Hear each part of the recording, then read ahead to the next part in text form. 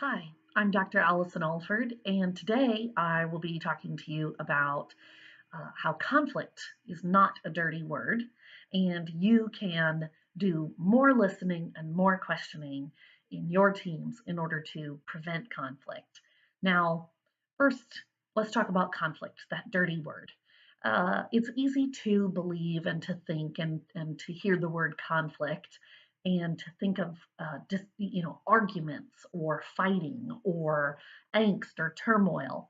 But the truth is that conflict is as small as someone cutting you off while you're speaking, or it's about tone and feeling dismissed, or it can be about lack of eye contact. Conflict really does show up in our everyday experiences and particularly in teamwork. And it's about feeling heard and feeling like you're part of the team. And of course, research shows that people who feel like they're part of the problem solving and the effort to come up with an idea, even if their idea is not selected, people feel happier with the outcome. So, to be a great leader, to be a great manager, what you want to do is work on everyone in your team feeling that they've been heard and participated, even if his or her idea is not the winning idea selected. Even if his or her ideas are really terrible and stupid, because brainstorming is sometimes about crazy, ridiculous, silly ideas that can lead us to the really great and innovative ideas.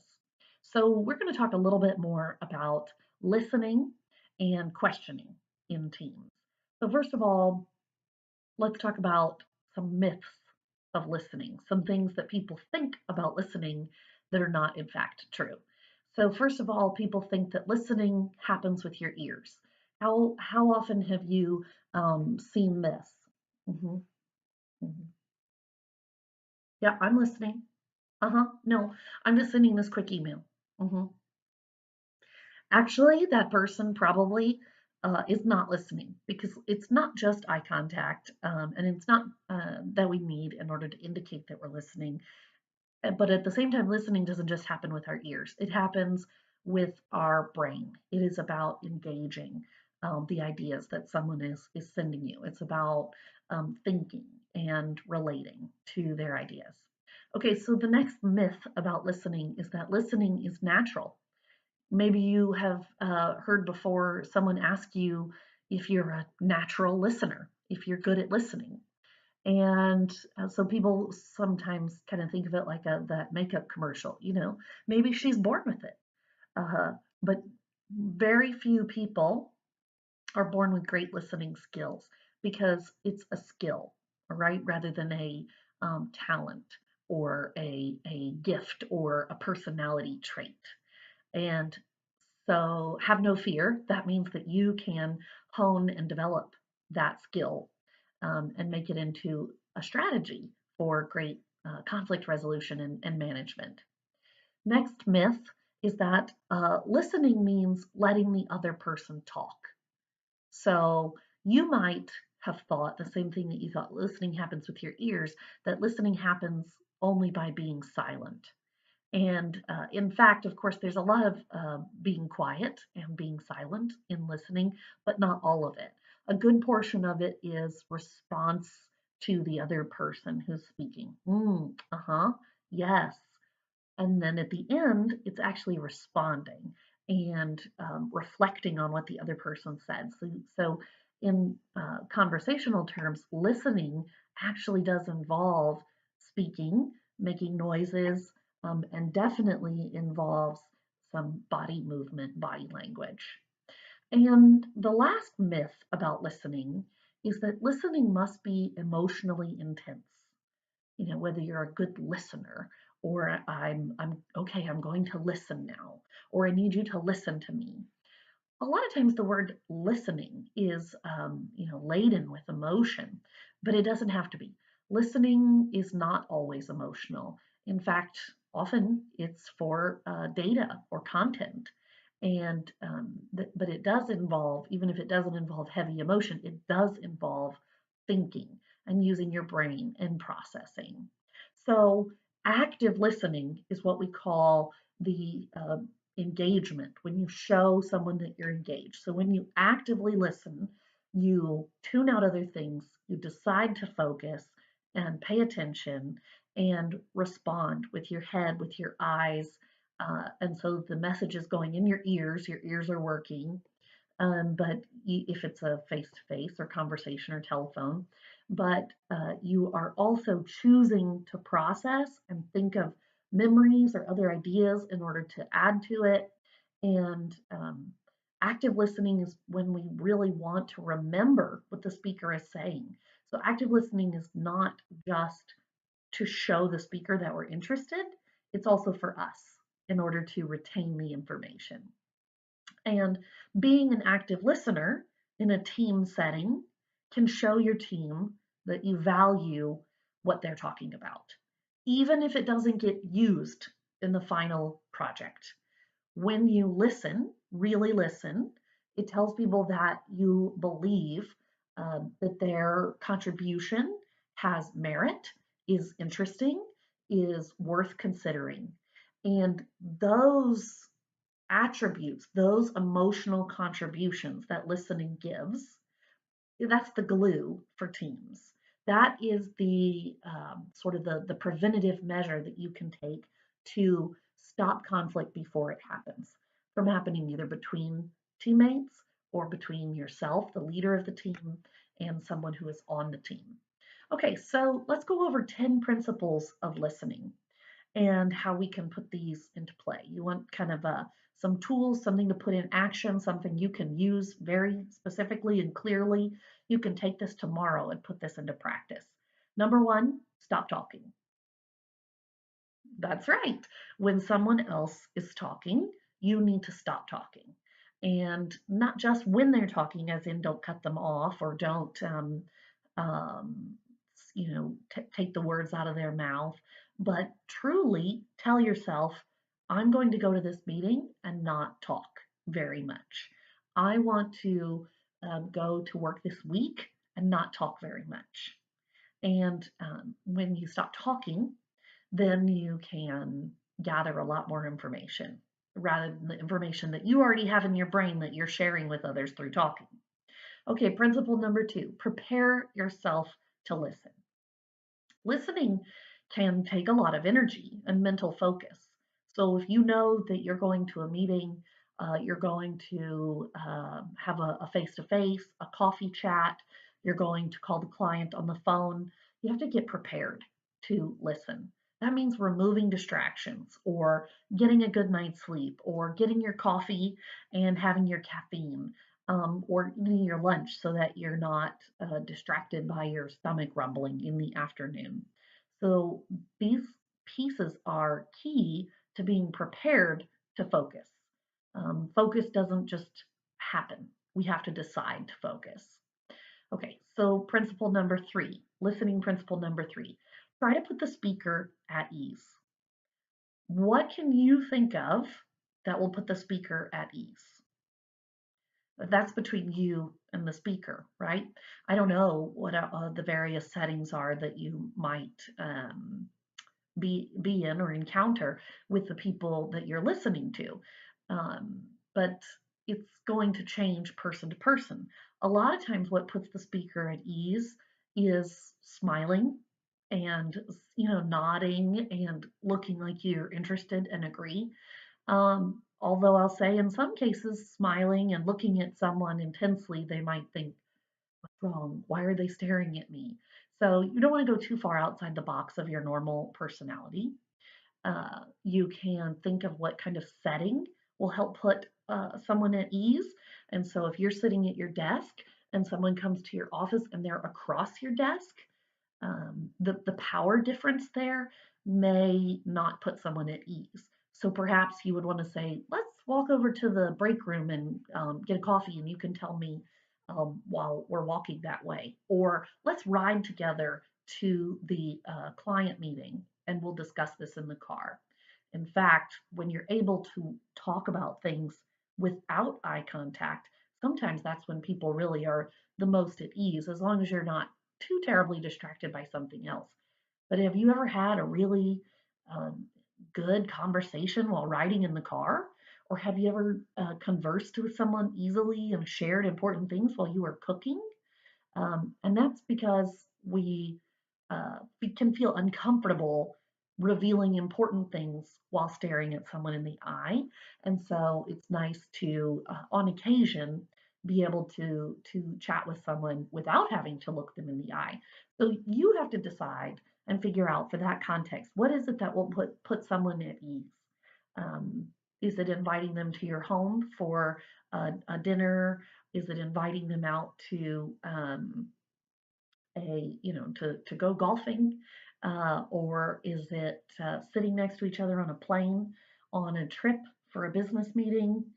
And maybe it's just something as simple with people where this situation is appropriate. Maybe it's touching someone on the arm, a human touch or a pat on the shoulder, like, oh, it's so good to see you, pat pat. Human touch. We're both humans, not business robots. So certainly you have to figure out what works for you in this setting, but I recommend thinking what will work to put this person at ease and giving that a shot, because that will make listening even better because the other person isn't nervous to speak with you. Okay, principle number 4, remove distractions. Okay, we already went over that briefly, but this means a lot of times it means putting your phone away, right? Or it means not trying to multitask. So if someone calls you on the phone and you're thinking, well, they can't see me, I'll just write these things over here, or I'll just quietly type this email over here, or I'll put it on mute and I'll talk to someone out that window over there with eye contact and signing things to them. Well, that's not, you won't be able to listen if you're distracted. And again, distractions can be physical in our physical environment, or they can be mental distractions when we're lost in space. So you need to prepare yourself to listen is part of number 2, but also being sure that you can remove any distractions. Okay, number 5, principle number 5, empathize. So, what does it mean to empathize? What is empathy? We want to try to think what it would be like if what that person is saying was happening to us.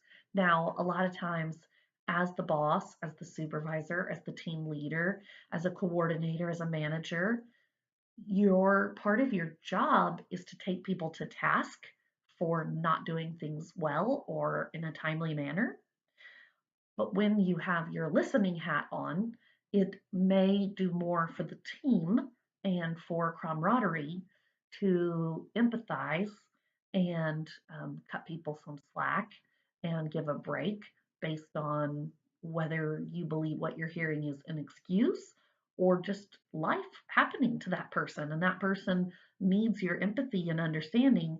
And when you understand it from that person's shoes, as if it was you were in their shoes and you're walking their path, then you can better understand why this is bothering that person. Okay, so principle number 6 for listening: be patient.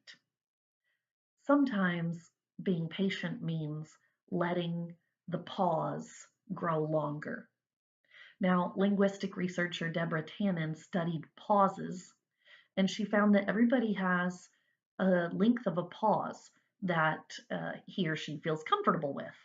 And what happens is when you get to the end of the pause length that you're comfortable with, if the other person hasn't started speaking, you start speaking to fill the silence.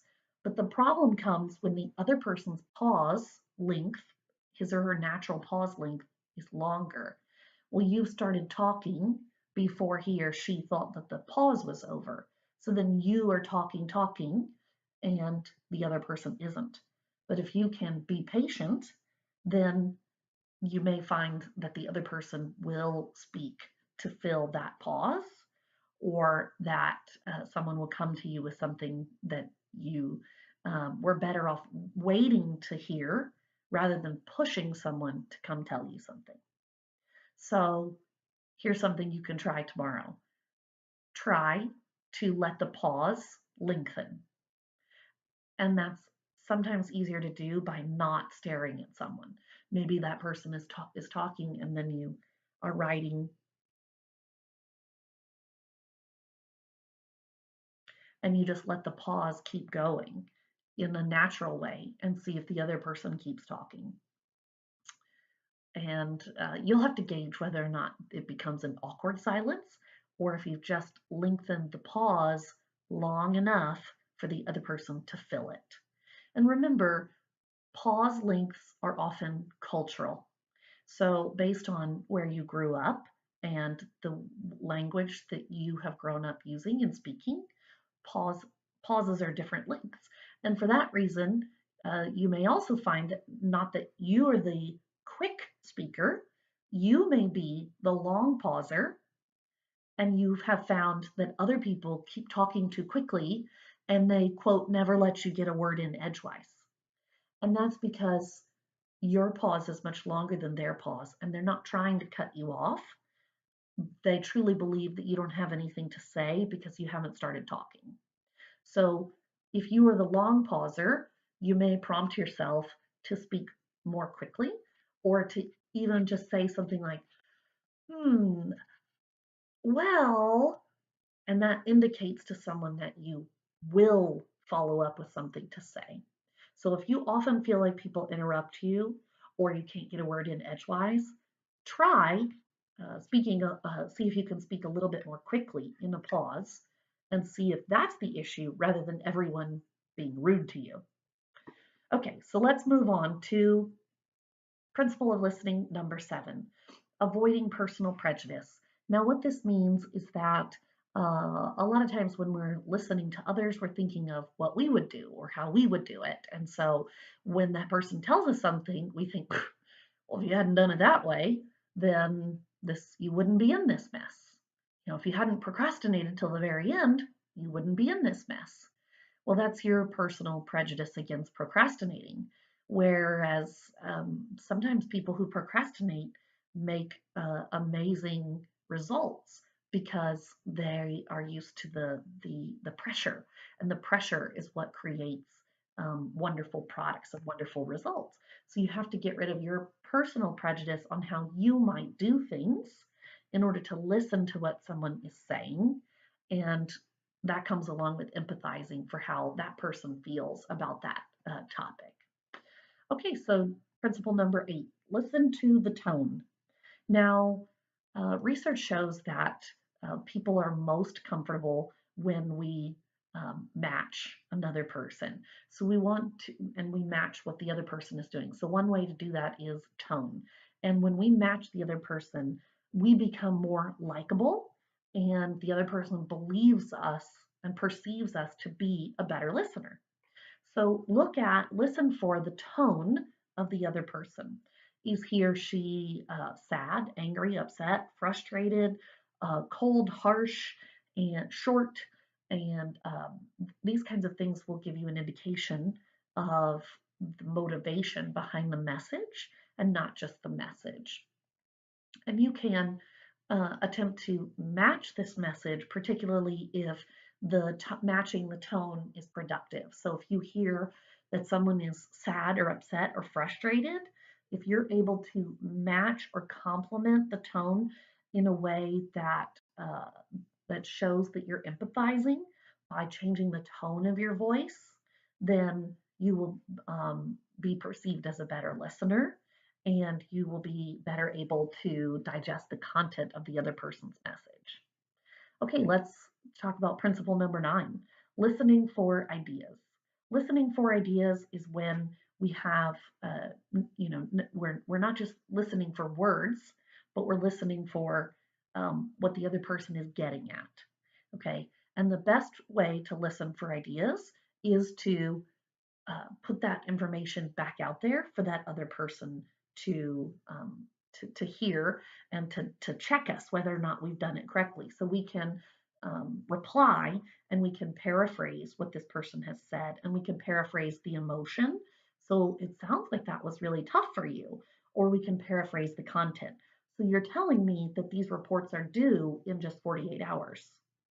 And these paraphrases and response allow the original speaker to see if we've really gotten the message. And then we've understood ideas and not only the words. So another way of saying this is sometimes we need to read between the lines to understand what's going on. And last principle of listening is to wait and watch for nonverbal communications. So when we see how the other person is acting, if he or she is very animated and responsive in his or her speech, then one of the best things we can do is to try to match that. Because if someone's very animated and then we sit just like this and we don't move and we don't move our head, then it seems as if we aren't enjoying what he or she is saying, or that we don't want to participate. On the other hand, if someone's telling you something very serious and he or she is not very animated and still or quiet, or having trouble meeting eye contact, then don't stare this person down while you wave your arms around trying to say, "Tell me more," because it's a mismatch. So look at the nonverbal communication the other person is giving off, and you'll understand more about motivation. You'll be able to empathize. You'll be able to paraphrase the emotional content and the ideas, and not just the data or the words that the person is saying. Okay, so all of these are tips for being a great listener, and they're really important to put into place as a manager. So I recommend that you give it a shot and see if you can become a better listener. And sometimes the best way to do that is to do a trial run. So I'm going to go to this meeting and do a trial run at being a better listener. Or I have an agenda item on the books with my supervisor or one of my team members, and I'm going to go into that one-on-one, face-to-face, and put into practice some of these listening skills. And when you do trial runs, you'll see what feels good, what doesn't feel good, what works, and what doesn't work. And simply by doing a trial run, you are prepping yourself, you're prompting yourself to be ready to listen, which is one of our principles of listening. All right, so stay tuned. Check out the next video for more about asking questions and face work, an important characteristic, an important strategy that we need to think about in the office. And again, my name is Allison Alford, and you can contact me at drallisonalford@gmail.com or my website, goodtalkconsulting.com. Thanks.